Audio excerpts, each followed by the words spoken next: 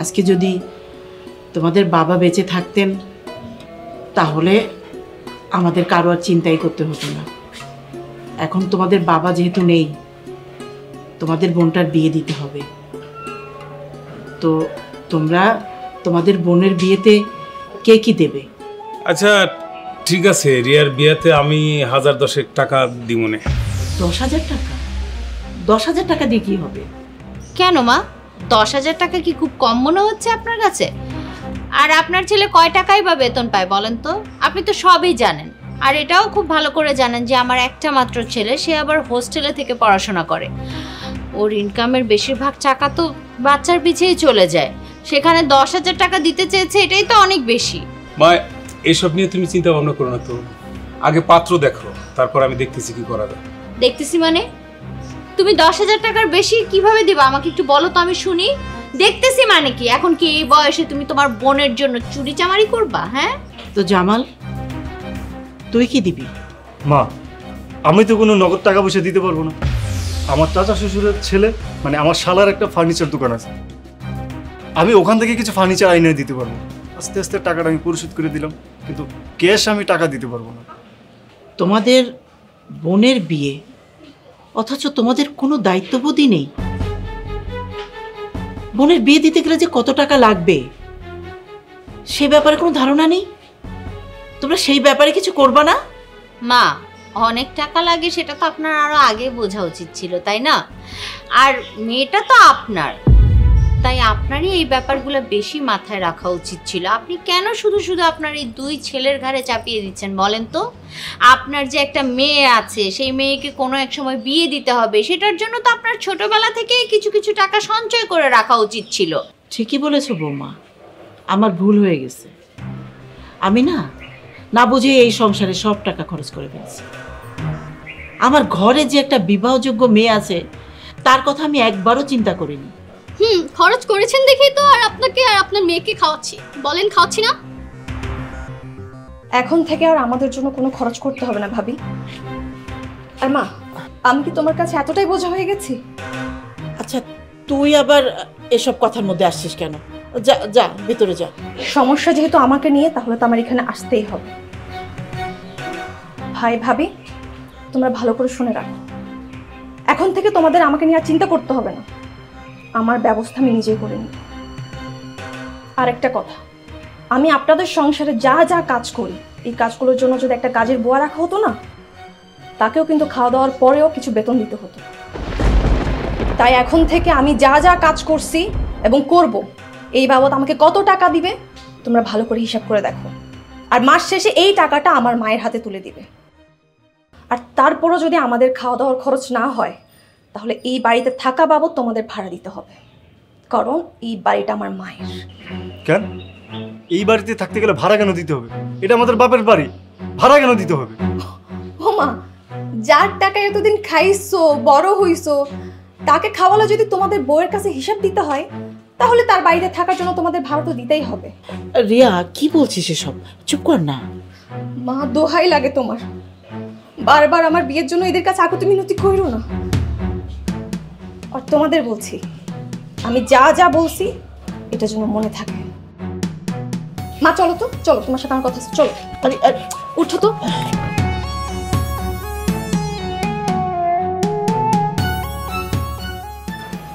তুমি কি বলো? তোমাকে তো চিনলাম না।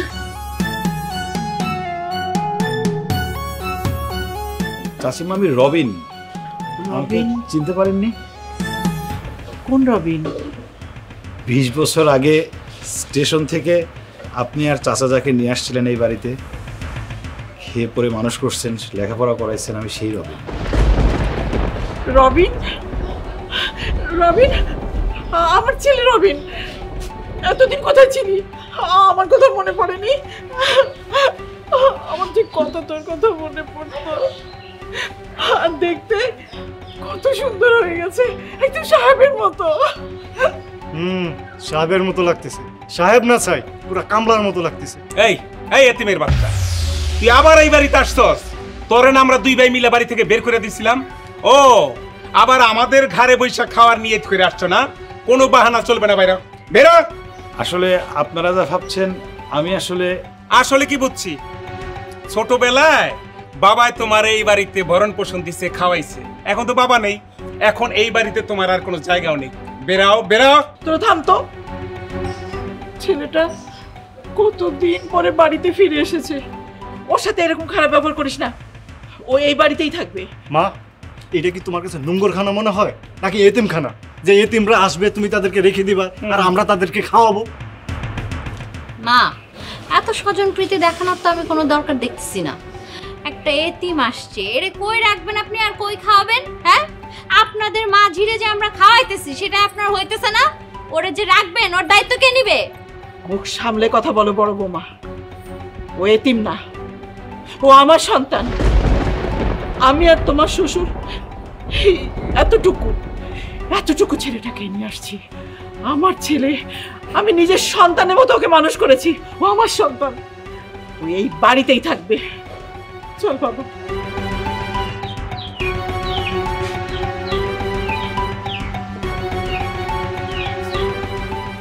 চিন্তা করা যায়।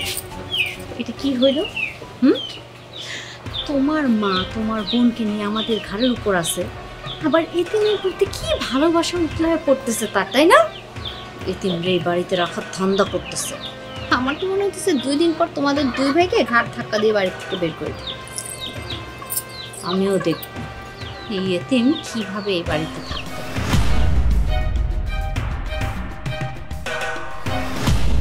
চাচিমা, আসলে ব্যস্ততার কারণে অনেকদিন আপনাদের দেখতে আসতে পারিনি, কোনো খোঁজ খবরও নিতে পারিনি। আমাকে মাফ করে দিবেন। তুমি ব্যস্ত ছিলে তাই আসতে পারোনি, তাতে কি হয়েছে? এখন সময় পেয়েছো, এখন এসেছো। কয়েকদিন আগেই চাচার মৃত্যুর সংবাদটা পাই, তাই ভাবলাম চাচা তো নাই, আপনাকে দেখে যাই, একটু খোঁজ খবর নিয়ে যাই। খুবই ভালো কাজ করেছো বাবা। সেই যে কবে দেখেছি তোমাকে, মনেই করতে পারছি না। তারপর চাচিমা বলেন, আপনারা কেমন আছেন? ভালোই ছিলাম বাবা, কিন্তু আজকে আমার মনটা ভেঙে চুরমার হয়ে গেছে। তোমার চাচা মারা যাওয়ার পর আমি ভেবেছিলাম আমার 2টা বাঁশের খুঁটি আছে, এই 2টা বাঁশের খুঁটি নিয়ে আমি বেঁচে থাকব, ওরাই হবে আমার অবলম্বন। কিন্তু আমার বাঁশের খুঁটি দুটোতে না কখন যেন একটু একটু করে ঘুণে ধরে গেছে। হঠাৎ দমকা হওয়া আসলে না একদম মুখ থুবড়ে আমার সংসারটা মাটিতে পড়ে যাবে। তুমি দেখেছো না আমার মেয়েটাকে বিয়ে দেওয়ার কথা বললাম ছেলে দুটোকে, বললাম তোরা একটা ভালো পাত্র দেখে তোদের একটা মাত্র বোন ওকে বিয়ে দে। ওরা বলল, মা ও তো তোমার মেয়ে, ওর দায়িত্ব তোমার, আমরা ওর দায়িত্ব নিতে পারবো না। আমরা 10-20 হাজার টাকা দেব তোমাকে। বাবা তুমি বলো, আমি কেন আমার সন্তানদের থেকে ভিক্ষা নেব বলো? আমার এই বুড়ো বয়সে আমি আমার এই মেয়েটাকে নিয়ে কোথায় যাব, কি করব? আমি চাচিমা, রিয়ার জন্য আপনি ভাববেন না, দেখবেন উপরওয়ালা চাইলে ও একটা ভালো ছেলে পাবে, একটা অফিসার পাত্র পাবে। না না বাবা, অফিসার পাত্র লাগবে না, শুধু একটা ভালো পাত্র পেলেই হয়, যে ওকে শান্তিতে রাখবে, সুখে রাখবে, 2টো ভাত দিতে পারবে, বছরে 2টো শাড়ি দিতে পারবে। আমার মেয়েটা না অনেক ভালো জানো, এই সংসারের পুরুষ কাজও করে, অনেক লক্ষ্মী। আমার মেয়ে বলে বলছি না বাবা। চাচিমা, আর কিছু বলতে হবে না, আমি তো আপনাদেরকে চিনি, রিয়ার শরীরে তো আপনারই রক্ত বইছে। তা হয়তো হবে, কিন্তু আমার রক্তগুলোই তো আমার সাথে বেইমানি করেছে বাবা, আমার ছেলেরাই তো আমার সাথে বেইমানি করেছে। মা, ওনার জন্য খাবার রেডি করে ফেলেছি। তাড়াতাড়ি আসো ওকে নিয়ে। দেখো না, আমি সব ভুলে গেছি। তুমি আসছো, আমি কথায় কথায় ভুলে গেছি যে তোমাকে খেতে দিতে হবে। চলো বাবা, চলো খেতে চলো। চলো। নাও বাবা, খেয়ে নাও।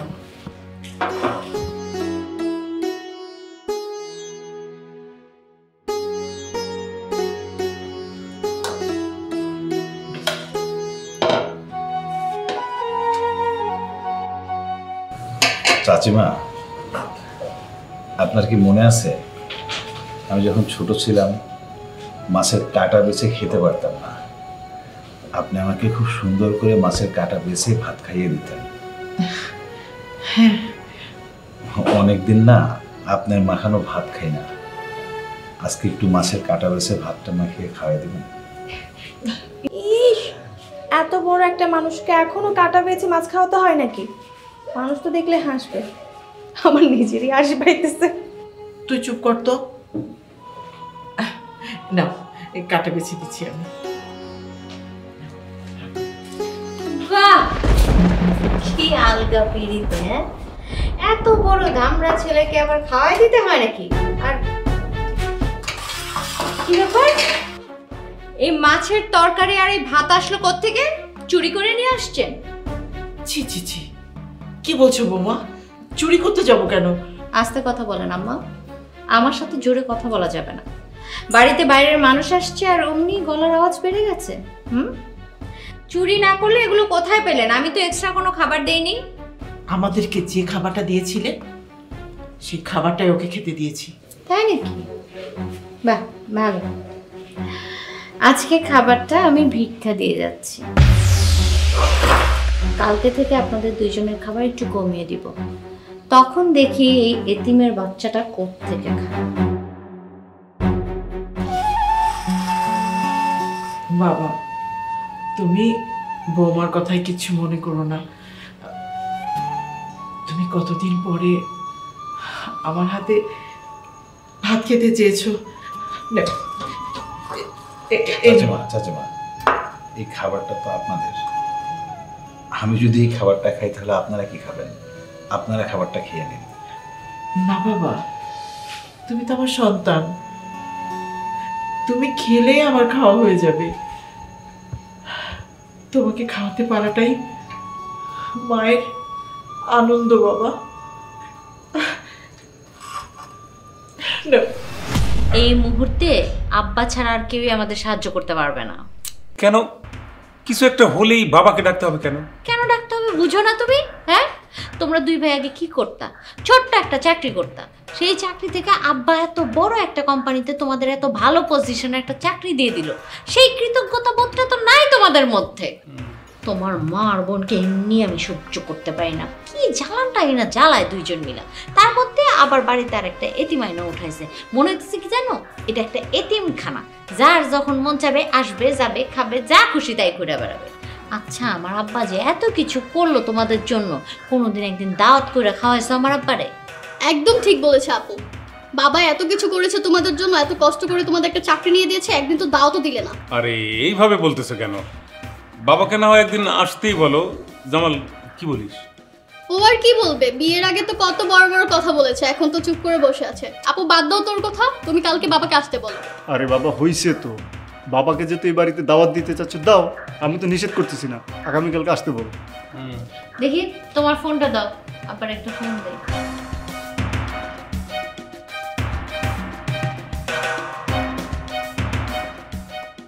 আসসালামু আলাইকুম। তোমার সাথে জরুরি কথা আছে। আব্বা, তুমি কালকে আমাদের বাড়িতে আসো। আরে আসো, তারপর বলতেছি।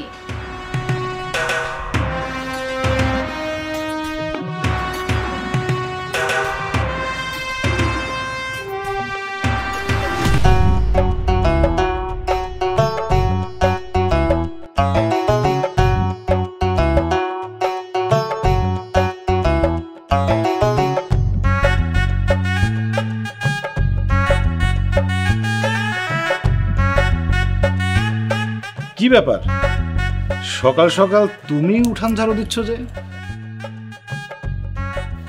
ও মা, এটা আবার কোন ধরনের কথা বলেন আপনি? উঠান আমি ঝাড়ু না দিলে কে দিবে? আপনি দিবেন? না না, তোমার ভাবিরা কোথায়? তোমার ভাবিদেরই তো উঠান ঝাড়ু দেওয়ার কথা। কি ব্যাপার, হাসছো যে? শোনেন, আপনাকে একটা কথা বলি। আজকে যখন আমার ভাবিরা ঘুম থেকে উঠবে, আপনি ওনাদের কাছ থেকে একটা কথা জিজ্ঞেস করবেন যে সূর্য কোন দিক দিয়ে ওঠে। কেন? সূর্য পূব দিক থেকে ওঠে, এটা তো সবাই জানে। হুম, সবাই জানলেও আমার ভাবিরা কিন্তু জানতে পারবে না। কারণ কি জানেন? ওনারা ঘুম থেকে উঠেই ঠিক 12টার সময়, আর সূর্য ওই সময় কোথায় থাকে? ঠিক মাথার উপরে। তো তারা জানেই না সূর্য আসলে কোন দিক দিয়ে ওঠে। আচ্ছা, তুমি সবসময় এরকম ঘুরিয়ে পেঁচিয়ে কথা বলো কেন? সোজা করে কোনো কথা বলতে পারো না? দেখেন, আমার কথার কোনো প্যাঁচ পোচ কিছুই নেই। আমার মুখে যা আসে আমি কিন্তু সেটাই বলে ফেলি। আমার পেটে আবার আমি বেশিক্ষণ কথা রাখতে পারি না। আচ্ছা, আপনার এখন কি লাগবে বলুন তো? ও বুঝছি, রাত্রে নিশ্চয়ই খাওয়া কম হয়ে গেছে তাই না? আর খিদার চোটে আপনার ঘুম ভেঙে গেছে। সমস্যা নাই, আপনি একটু অপেক্ষা করেন, আমি উঠানটা ঝাড়ু দিয়ে আপনার নাস্তার ব্যবস্থা করতেছি। এই মেয়ে, আমি কি তোমাকে একবারও বলেছি আমি নাস্তা করব? তুমি সবসময় এক লাইন বেশি বোঝো কেন? আমি আবার কখন বেশি বুঝলাম? থাক, আর বেশি বুঝতে হবে না। তুমি যে কাজটা করছিলে সেটাই মনোযোগ দিয়ে করো। আমি বরং একটু গ্রামটা ঘুরে দেখে আসি। ওমা, নাস্তা করবেন না? না, নাস্তা করব না। ঠিক আছে, আপনি যদি নাস্তা না করেন তাহলে আমার ভাইদের নাস্তাটা বেঁচে গেল, আর ওই নাস্তা আরেকজন আরেক বেলা খেয়ে নিতে পারলো।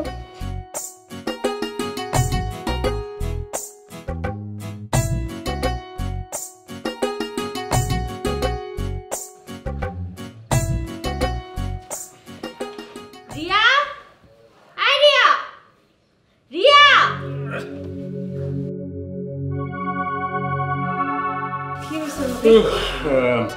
কি ব্যাপার? সকালে একটা ঝাড়ু হাতে নিয়ে তুমি আমার বেডরুমে ঢুকছো কেন?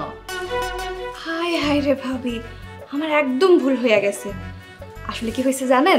সকাল সকাল আমি উঠানটা ঝাড়ু দিতেছিলাম, এই ঝাড়ু দিয়ে, তাই আমার হাতে ঝাড়ু আছে, নাইলে গোলাপ ফুল থাকতো। দেখছো তোমার বোনের কথা, দেখছো কথার ছিঁড়ি, দেখছো তার? ভাইয়া তোমার সব কথা শুনছে, তাই এখন সে আর কিছু বলতে পারবে না। এখন তুমি বলো, তুমি কেন ডাকছো আমারে? এই, তোমার না বলছিলাম আজকে সকালে আমার চাদরটা চেঞ্জ করতে হবে, তুমি আমারে আরো আগে উঠাই আমার চাদরগুলা কেন চেঞ্জ করে দাও নাই? হ্যাঁ, ঘরটা কেন পরিষ্কার করে দাও নাই? এই শোন, আদা দিয়ে একটা রং চা দিস তো। ইস রে, কি হলো আবার? না মানে ভাবতেছিলাম আমার যদি 10টা হাত থাকতো তাহলে তোমাদের জন্য সুবিধা হইতো। কি সুবিধা হইতো? হঠাৎ এরকম চিন্তা আসলো কেন তোমার মাথায়? না মানে আমার যদি 10 হাত থাকতো তাহলে সুবিধা হইতো আর কি। তাহলে এক হাত দিয়ে রান্না বান্নার কাজ করতে পারতাম, আর এক হাত দিয়ে উঠান ঝাড়ু দিতে পারতাম, আর এক হাত দিয়ে বিছানার চাদর ঠিক করতে পারতাম, আর এক হাত দিয়ে থাতলাইতে পারতাম। থাতলাইতাম মানে? আদা আদা থাতলাইতাম। ওই যে ভাই কি বলছে শুনছো না, আদা দিয়ে রং চা দেওয়ার জন্য। এখন আমি যদি আদারে না থাতলাই তাহলে রং চা দিতে পারবো না। কি সাংঘাতিক কথাবার্তা। আচ্ছা, আমার অনেক কাজ বাকি আছে, এখন বলো তোমরা আমি কি আগে থাতলাবো নাকি ঝাঁটাবো? ঝাঁটাবো মানে? আরে ঝাঁটাবো মানে হচ্ছে আগে কি উঠান ঝাড়ু দিব নাকি থাতলাই আগে চাটা দিব? ভাই, তোমার মন যেটা চায় সেটা করো, কিন্তু করো। আচ্ছা ঠিক আছে, আগে তোমারটাই করি, তা না হলে কখন তুমি কারে থাতলাই দাও। এই, এত কথা কিসের? তোর ভাবি যা কইছে তা কর, যা বাদ। এই শোনো, বাথরুমে গরম পানি দাও, আমি গোসলে যাবো। দিব গরম পানি। তোমার বোনের আচরণ দেখছো? একদম তোমার মতোই হচ্ছে। ফাজিলের ফাজিল। এই, তুমি কি ভেবেছো শুধু বড় আপুর রুমের কাজ করবে? আমার রুমের কাজ কি করবে? তোমাকে কতক্ষণ ধরে ডাকতেছি, আমার ডাকতে ডাকতে গলা ব্যথা হয়ে গেছে। ও, তাহলে তোমাকেও থেতলি দিই? এই, কি বললে তুমি? থেতলাই দিই মানে? আরে তোমাদের না এই একই সমস্যা, পুরো কথা কখনো শেষ করতে দিবে না। আগে শোনো আমি কি বলতে চাচ্ছি। বড় ভাইয়ার গলা ব্যথা করতেছে, তাই বলছে আদা থেতলিয়ে একটু রং চা দিতে। তোমারও যেহেতু আমাকে ডাকতে ডাকতে গলা ব্যথা করতেছে, তো ভাবলাম তোমাকে একটু থেতলিয়ে মানে আদা থেতলিয়ে একটু তোমাকে রং চা দিতে। শোনো, আমার না রং চা লাগবে না। ওইখানে শাড়ি রাখা আছে, ওইটা নিয়ে যেয়ে সুন্দর করে ধুয়ে তারপরে মাঠ দিয়ে ছাদে লেড়ে দিবে, আর ওইখানে দাঁড়িয়ে থাকবে, দেখবে যেন কোনো কাক না আসে। আর শুকিয়ে সুন্দর করে এনে ইস্ত্রি করে আমাকে এনে দিবে, বিকাল ওইটা আবার আমি অনুষ্ঠানে পরে যাব। ঠিক আছে, বুঝছি। কি বুঝতে পারছো বলো তো? প্রথমে শাড়িটা নিতে হবে, তারপর শাড়িটা সাবান দিয়ে ভালোভাবে কসলিয়ে কসলিয়ে কসলিয়ে ধুতে হবে, তারপর শাড়িটাকে ছাদে শুকাতে দিতে হবে, আর খেয়াল রাখতে হবে কার জন্য এসে ইয়ে না করে দেয়। তারপর ওটা শুকানোর পরে ইস্ত্রি করে তোমার কাছে নিয়ে আসতে হবে। হয়নি, ভুলে গেছো মার দিতে হবে যে? ভুলি নাই তো ভাবি, আমি ভালো করে জানি কখন কাকে কিভাবে মার দিতে হয়। আচ্ছা ভাবি, আমি যাই তাইলে। হ্যাঁ হ্যাঁ রিয়া, আমার কাপ রং চা দিস। লাও ঠেলা। ভাইয়া, তুমি ভাবির সাথে ডিসকাস করে নাও যে আগে কোনটা করব। আগে কি তোমার চা দিব নাকি ভাবির শাড়ির কাজ করব? ভাবি তুমি বলো তো। এই কি বললে তুমি ওকে? আরে কি বললাম? ও না, আমি বললাম যে মানে ওই শাড়ির কাজটা, তো ভাবির শাড়ির কাজটা শেষ হলে আমাকে এক কাপ চা দিবি। তুমি সবসময় বেশি বাতলামি করো, আমি যেটা বলবো সেটাই শুনবা। সেদিন তো শুনি।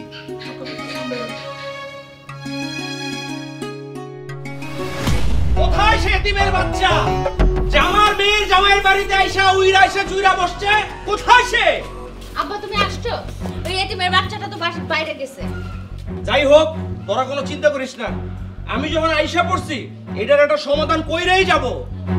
জামাই বাবাজিরা, তোমাদের চাকরি বাকরি কেমন চলতেছে? জি আব্বা, ভালোই চলছে। বলছিলাম কি আব্বা, ওই স্যারকে বলে যদি আমাদের আরেকটু প্রমোশনের ব্যবস্থা করতেন। প্রমোশনটা যদি হয়। তুমি কোনো চিন্তা করো না, তোমাদের স্যার আমারে খুব ভালোবাসে। আমি যদি তাকে বুঝাইয়া বলি, সে আমাকে কোনোদিনই না করতে পারবে না। ইস, এখন আব্বার কাছে কত ধরনের আবদার, আর এতক্ষণ তো ফোনই দিতে চাইতেছিল না, এখন নিজেদের স্বার্থ সিদ্ধি করতেছে। আরে আমরা কই নিষেধ করলাম? আমি তো বারবারই ফোন দিতে চাইছিলাম, তাই না ভাইজান? বলছে তো। হইছে হইছে, ঢং কম করো। আহা, বাদ দে তো তোদের চিল্লাচিলি, আগে তোদের বাড়ির সমস্যাটা সমাধান করি। আচ্ছা ঠিক আছে, এবার তুমি ভিতরে আসো, বা আসো। আচ্ছা দাঁড়া, ভিতরে পরে যাবো, এই ব্যাগটা একটু নে, আমি একটু তোদের গ্রামটা ঘুরে দেখে আসি। আচ্ছা ঠিক আছে, যাও। তোমরাও যাও, তাড়াতাড়ি রান্না করার ব্যবস্থা করো। যাও।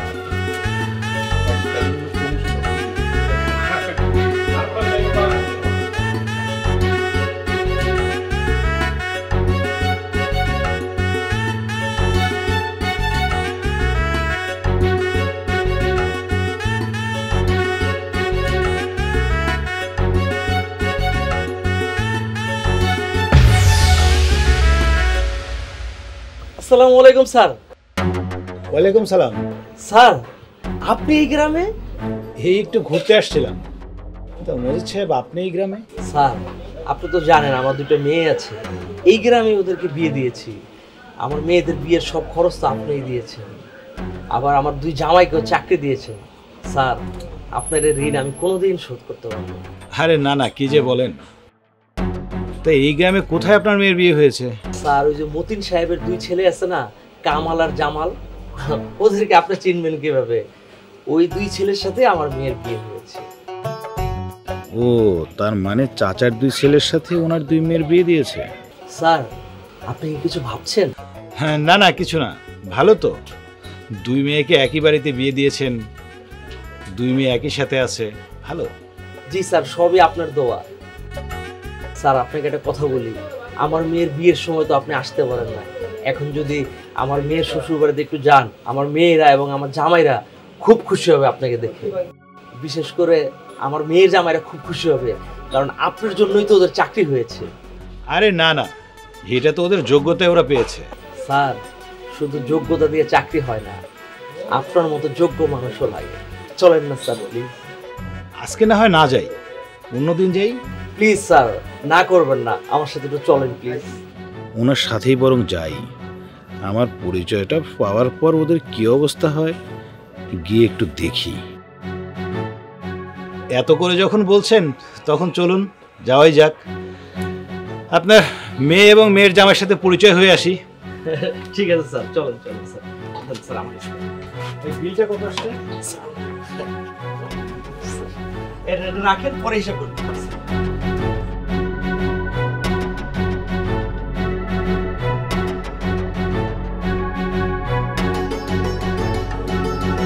আসেন স্যার, আসেন।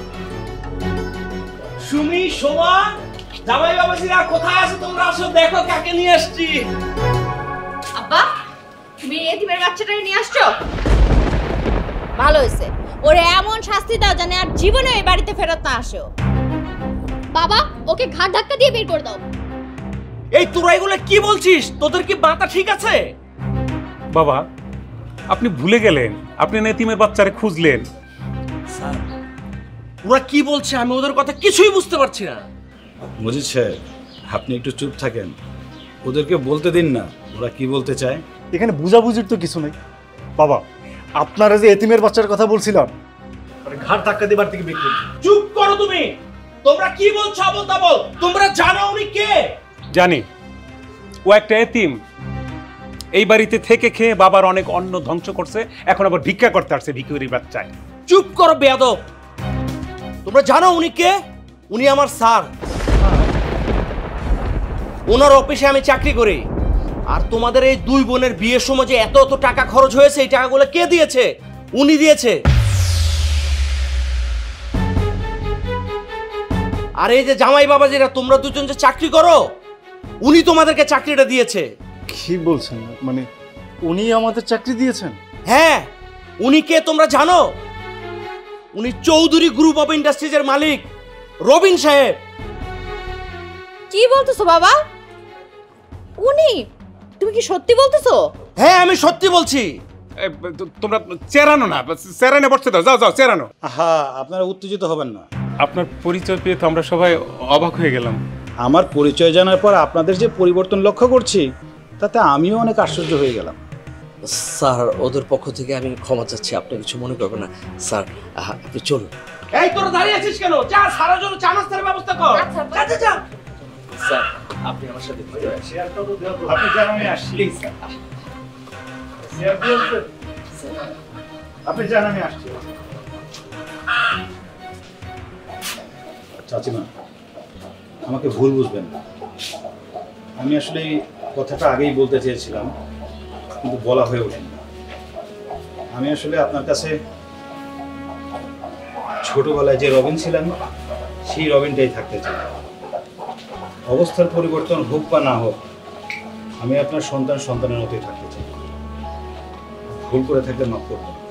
না না,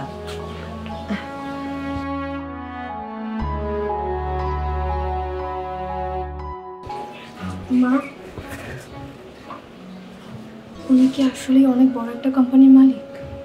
আর ওনার অফিসে আমার ভাইরা চাকরি করে? হ্যাঁ তাই তো শুনলাম।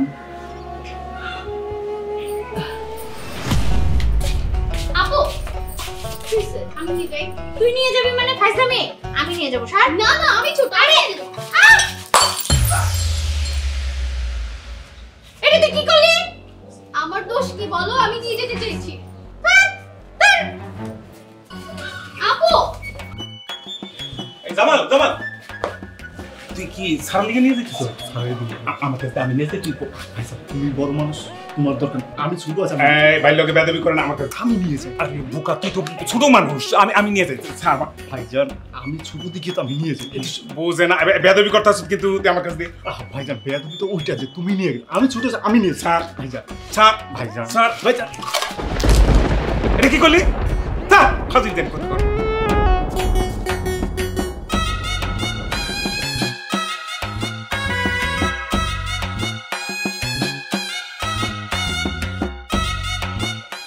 এই নিন আপনার চা। তুমি চা আনতে গেলে কেন? তোমার ভাবিরা কোথায়? আমার ভাবিরা যা শুরু করছে তাতে আপনি আজকে সারাদিনও চা খেতে পারতেন না। মানে?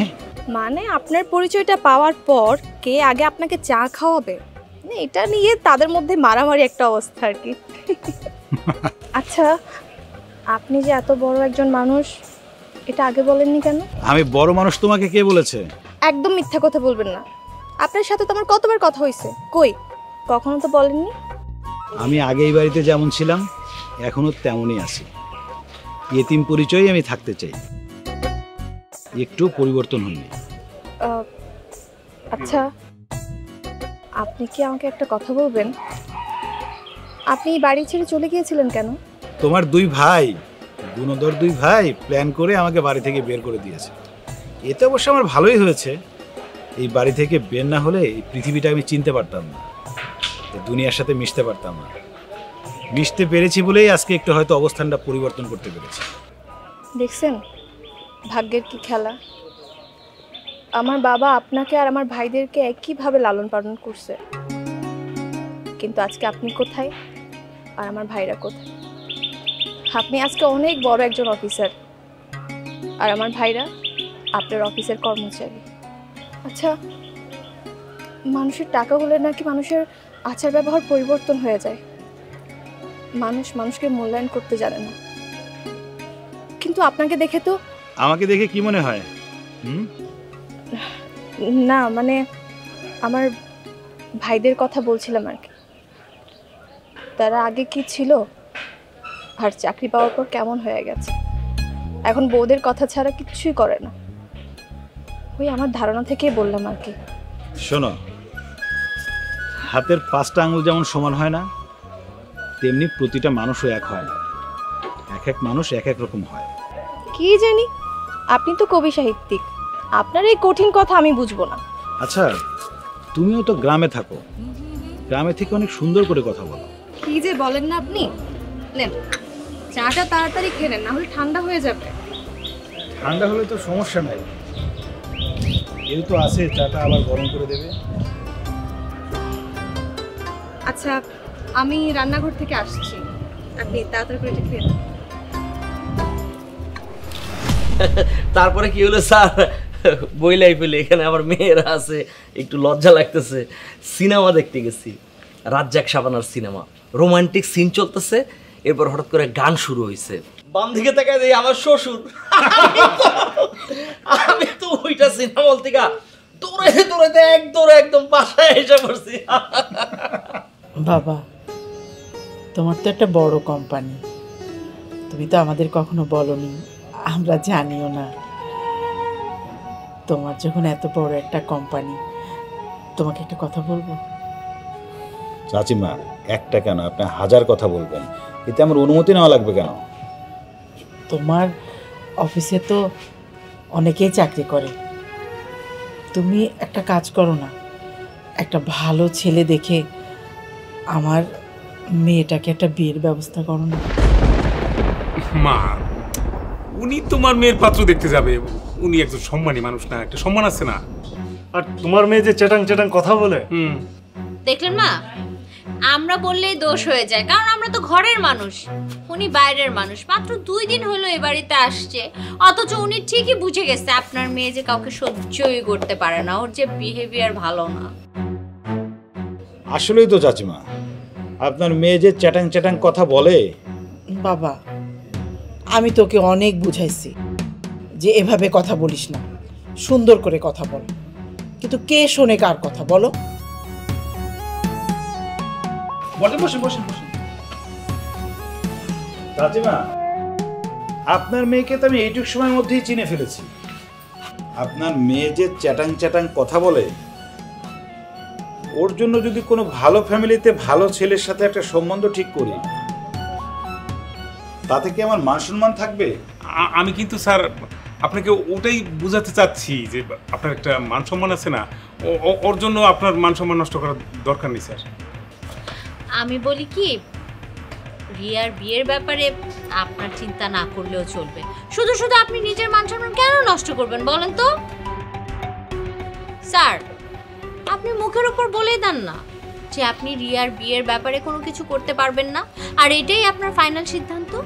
আমিও একটা ফাইনাল সিদ্ধান্ত নিয়ে ফেলেছি। ও যেভাবে কথা বলে, আসলে অন্যর ঘরে গিয়েও ভালো সংসার করতে পারবে না।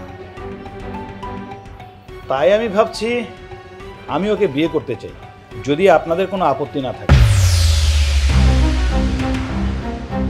আসলে কালকে যখন প্রথম ওকে দেখি, তখনই আমার ওকে ভালো লেগে গেছে। তুমি কি বলছো বাবা? আমার তো বিশ্বাসই হচ্ছে না।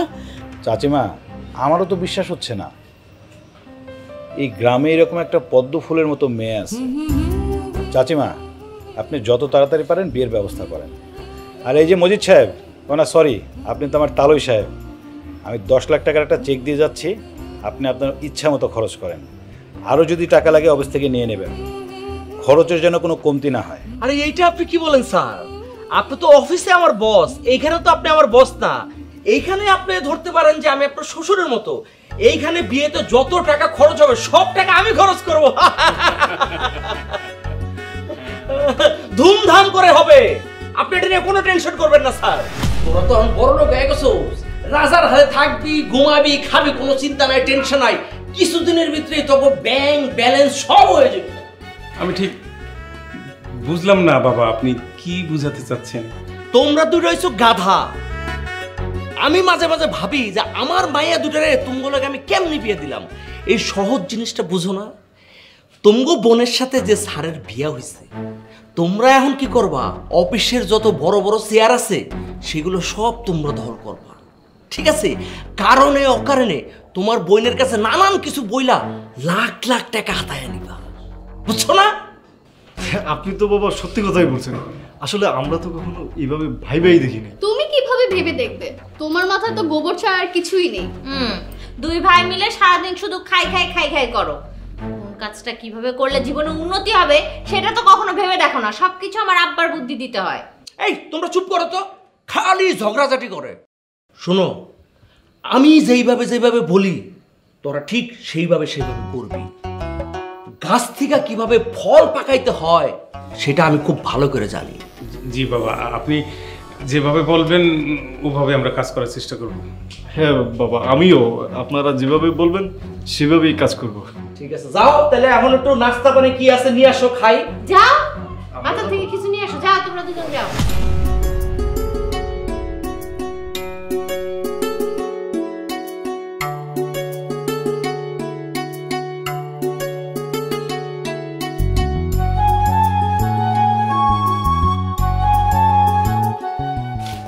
সরি, একটু লেট হয়ে গেল। আসলে বিয়ের কেনাকাটায় একটু ব্যস্ত ছিলাম, আর তুমি হুট করে আসতে বললা, সময় করে উঠতে পারিনি।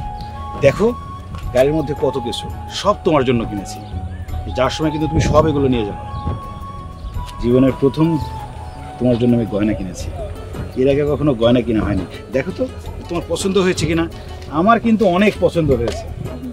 এইসবের কি দরকার ছিল?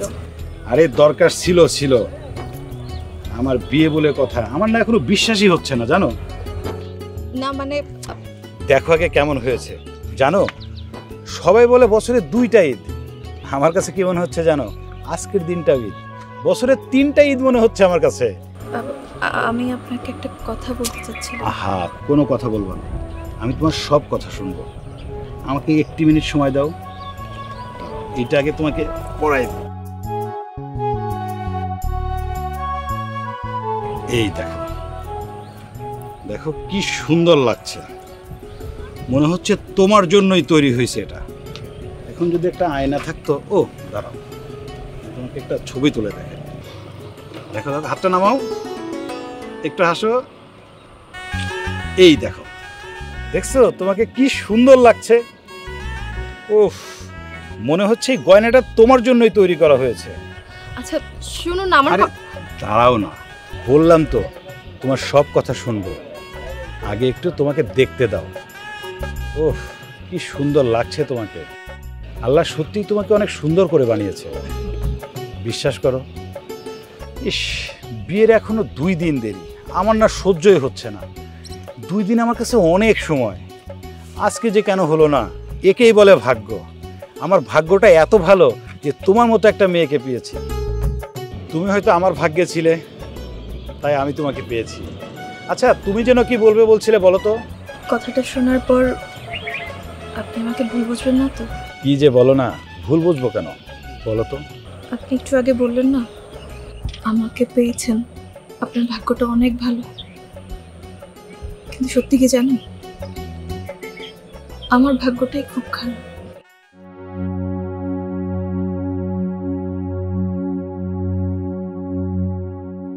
একটু আগেই হারটা আমাকে পরিয়ে আপনি যে সম্পর্কের সৃষ্টি করেছেন,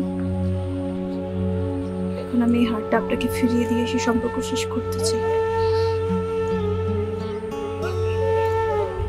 আমি আপনাকে বিয়ে করতে পারবো না, আপনি আমাকে ক্ষমা করে দিন।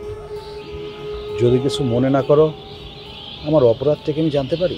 ছি ছি, কি বলছেন আপনি? আপনার কোনো অপরাধ নেই। অপরাধ তো করেছি আমি।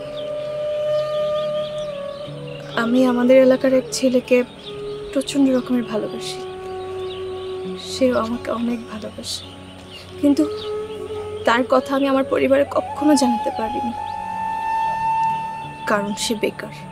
আর এর মধ্যেই আপনি এসে আমাকে বিয়ের প্রস্তাব দিলেন। আচ্ছা আপনিই বলেন, যাকে আমি মন প্রাণ দিয়ে ভালোবেসেছি, যার জন্য আল্লাহর কাছে সবসময় দোয়া করেছি, তাকে ফেলে আমি আপনাকে কিভাবে বিয়ে করি বলেন? জানেন, ওর সাথে আমার সম্পর্ক আজকে প্রায় অনেক বছরের, আর আপনার সাথে পরিচয় আমার কয়দিনের। দেখুন, আমি হয়তো আপনাকে বিয়ে করলে সুখী হতাম, কিন্তু আমি সারা জীবন তার কাছে অপরাধী হয়ে বেঁচে থাকতে হতো আমার। এখন আপনিই বলুন, একজন কোটিপতির বউ সামান্য একজন গ্রামের ছেলের কাছে সারা জীবন অপরাধী হয়ে বেঁচে থাকতে পারে? আমার কাছে টাকা পয়সার চাইতেও ভালোবাসাটা অনেক দামি, আর তাই আমি আপনাকে বিয়ে করতে পারবো না। আমি গ্রামের সেই সহজ সরল ছেলেটাকে বিয়ে করতে চাই। কিন্তু দেখো, ভাগ্যের কি নির্মম পরিহাস। 1 মিনিট আগেও তোমাকে নিয়ে কত স্বপ্ন দেখছিলাম, মুহূর্তের মধ্যেই তুমি স্বপ্নগুলো সব ভেঙে দিলে।